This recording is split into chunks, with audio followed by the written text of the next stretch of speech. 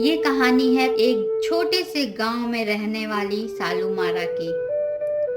सालूमारा का परिवार बहुत गरीब था, जिसके कारण उसने शिक्षा प्राप्त नहीं की। जब वो छोटी थी तो वो गाय बकरी चराती थी।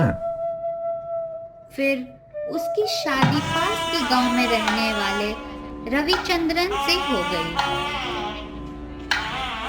रविचंद्रन शालू को बहुत प्यार करता था। सुनिए, मुझे आपसे कुछ कहना है। मैं ये बोल रही थी कि मुझे बचपन से पढ़ने लिखने का बहुत शौक था, लेकिन घर की परिस्थिति अच्छी नहीं होने के कारण मैं कभी स्कूल नहीं जा पाई। लेकिन मैं ये चाहती हूँ कि मेरे बच्चे स्कूल जाएं और उन्हें जितना पढ़ना हो वो पढ़ें। हाँ भाग्यवान, आप बिल्कुल ठीक बोल रही हैं। मैं भी पढ़ा लिखा नहीं हूँ, जिसके कारण मुझे बहुत परेशानी होती है। लेकिन मैं चाहता हूँ कि हमारे बच्चों को कभी भी शिक्षा की कमी ना रहे। आपकी और मेरी सोच बिल्कुल एक जैसी है।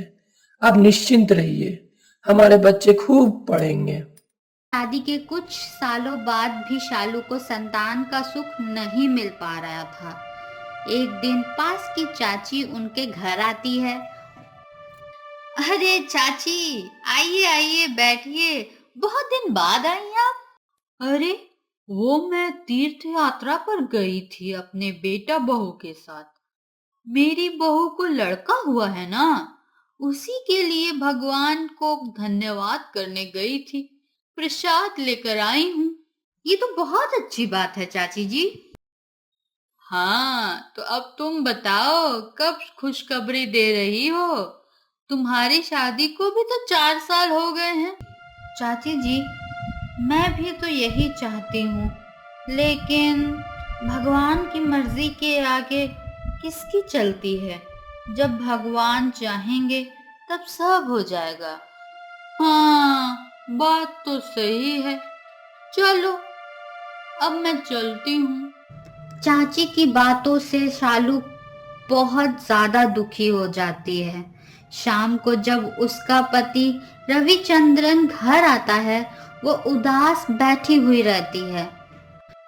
क्या बात है भाग्यवान, अब इतनी उदास क्यों हो? कुछ हुआ है तो बताइए। शालू आज की सारी बात रविचंद्रन को बताती है और रोने लगती है। पता नहीं मैंने कौन से पाप किए हैं जो भगवान मुझसे रूठे हुए हैं। रोइए नहीं आप, अभी तो हमारी शादी को बस 4 साल ही हुए हैं। अभी तो पूरी जिंदगी बची है। हम लोग को संतान का सुख जरूर मिलेगा। मैं हमेशा आपके साथ हूँ। पति की बात सुनकर शालू को थोड़ी शांति मिलती है। दिन गुजरते हैं, लेकिन इस जोड़े को संतान की प्राप्ति नहीं हो पाती है। दोनों भगवान से रोज यही मांगते हैं कि उनके घर भी कोई नन्हा मुन्हा आ जाए और उनका परिवार पूरा हो जाए। एक दिन रविचंद्रन के गांव के काका रास्ते में मिलते हैं और बोलते हैं, अरे रविचंद्रन, कैसे हो? कहाँ रहते हो आजकल? ईद का चांद बन गए हो। अरे नहीं नहीं काका, मैं तो खेतों में ही होता हूँ। आप बताइए कैसे हैं? मैं तो ठीक हूँ, लेकिन तुमसे एक बात करनी है। बुरा ना मानो तो बोलूं। अरे काका, आप तो हमारे बड़े हैं, बोलिए ना क्या बात है। देखो रविचंद्रन, तुम्हारी शादी को 12 साल हो चुके हैं। अभी तक तुम्हारी बीवी ने तुम्हें पिता होने का सुख नहीं दिया है। लगता है वो कभी मां नहीं बन सकती है। लेकिन तुम्हें तो अपना वंश आगे बढ़ाना है। तुम्हें सोचना चाहिए। क्या सोचना चाहिए काका? मैं कुछ समझा नहीं। मैंने पास के गांव में एक लड़की देखी है। तुम बोलो तो मैं उसके पिता से तुम्हारे रिश्ते की बात कर सकता हूँ। उन लोगों को तुम्हारे शादीशुदा होने से कोई फर्क नहीं पड़ता। वो लोग गरीब हैं और 5 बेटियां हैं। इसलिए ये आप कैसी बातें कर रहे हैं काका? मैं अपनी पत्नी से बहुत प्यार करता हूँ और सिर्फ अपने वंश को आगे बढ़ाने के लिए उसे छोड़कर किसी और से शादी कर लूं? यह अन्याय मैं नहीं कर सकता। मैं आपकी इज्जत करता हूं, इसीलिए कुछ बोल नहीं रहा हूं। मेरे परिवार की आप चिंता मत करिए। मैं तो तुम्हारी ही भलाई के लिए बोल रहा था, लेकिन भलाई का तो जमाना ही नहीं रहा। इतना कहकर वो चला जाता है।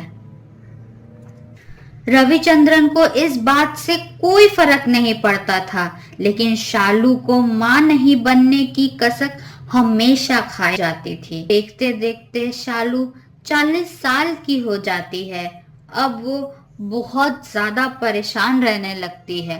एक दिन वो अपने पति के पास बैठी थी। अब तो कुछ नहीं बचा है, मैं तो मां नहीं बन पाई, आप दूसरी शादी कर लो। ये क्या कह रही हो भाग्यवान? ये आज आपको क्या हो गया है? क्यों ऐसे बोल रही है? अब मैंने उम्मीद छोड़ दी है, जीने का मन नहीं करता। कितनी अभागन हूं मैं, आपको बच्चे का सुख नहीं दे पाई। मैं आपसे बहुत प्यार करता हूँ। बच्चा नहीं हुआ तो क्या हुआ? मेरे पास आप तो है। आपने मेरे हर कदम पर साथ दिया है। मैं बहुत खुश नसीब हूँ। सब बोलते हैं मैं बांझ हूं, अब जीने का मन नहीं करता। जिंदगी ने हरा दिया है मुझे। शालू की बातें सुनकर रविचंद्रन बहुत टेंशन में आ जाता है। उसे समझ नहीं आ रहा होता है कि शालू के अंदर जीने की चाह क्यों खत्म हो गई है। उसके पास कोई मकसद ही नहीं बचा जीने का। वो रात भर सोचता है कि अब उससे कुछ न कुछ तो करना ही होगा। अपनी पत्नी को इस दुख से बाहर लाना ही होगा, नहीं तो वो अपनी पत्नी को खो देगा। दूसरे दिन वो सुबह सुबह उठकर शालू को आवाज लगाता है। ओ भाग्यवान, सुनती हो? क्या हुआ जी, आज सुबह सुबह क्यों उठ गए आप? जल्दी से रेडी हो जाइए और मेरे साथ चलिए। इतनी सुबह कहाँ जाना है, बताइए तो। आप चलिए तो आपको सब समझ में आ जाएगा। रविचंद्रन शालू को गांव के पास वाले हाईवे के पास ले जाता है। रास्ते में वो एक छोटा सा पौधा खरीदकर उसे अपने साथ में लेकर जाता है।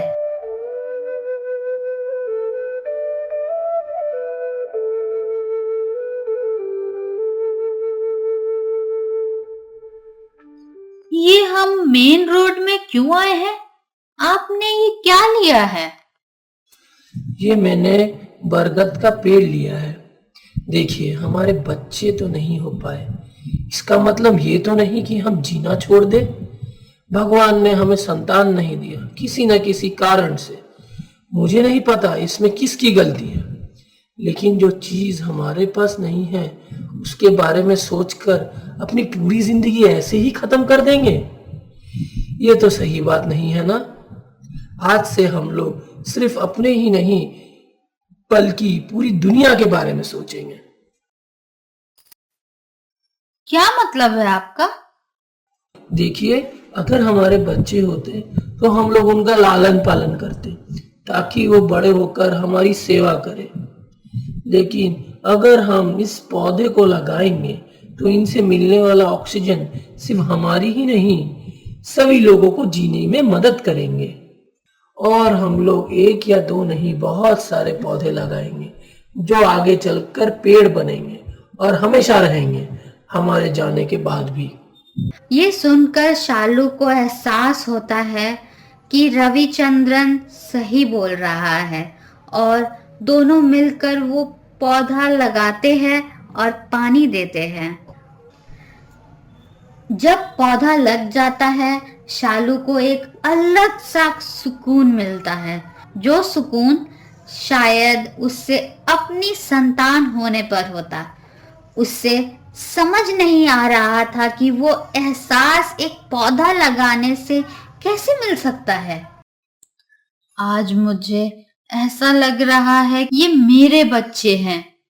मैं इससे हमेशा पानी देने आऊंगी और इसकी सेवा करूंगी ताकि ये बड़े होकर सबको छांव दें। उस दिन के बाद शालू और रविचंद्रन दोनों हर रोज उस पेड़ को पानी देने जाते और साथ साथ ही उस हाईवे के किनारे और भी बहुत सारे पेड़ लगाते और सभी पेड़ों की देखभाल करते। उन्होंने 385 बरगद के पेड़ के साथ 8000 और भी अलग अलग पेड़ लगाए। इसके बाद उन्होंने अपने जीवन जीने का मकसद बिल्कुल बदल लिया। अब उनके जीवन जीने के लिए उन्हें मकसद मिल चुका था। शालू के पति की मृत्यु के बाद भी सालुमाड़ा ने पेड़ लगाना नहीं छोड़ा।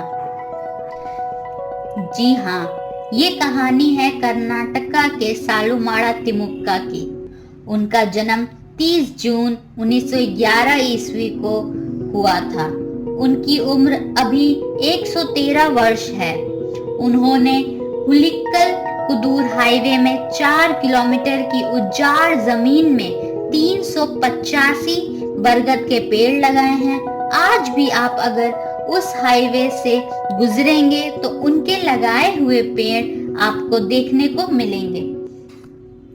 उनको पर्यावरण की संरक्षण के लिए 2019 में भारत के चौथे सर्वोच्च सम्मान पद्मश्री से सम्मानित किया गया था।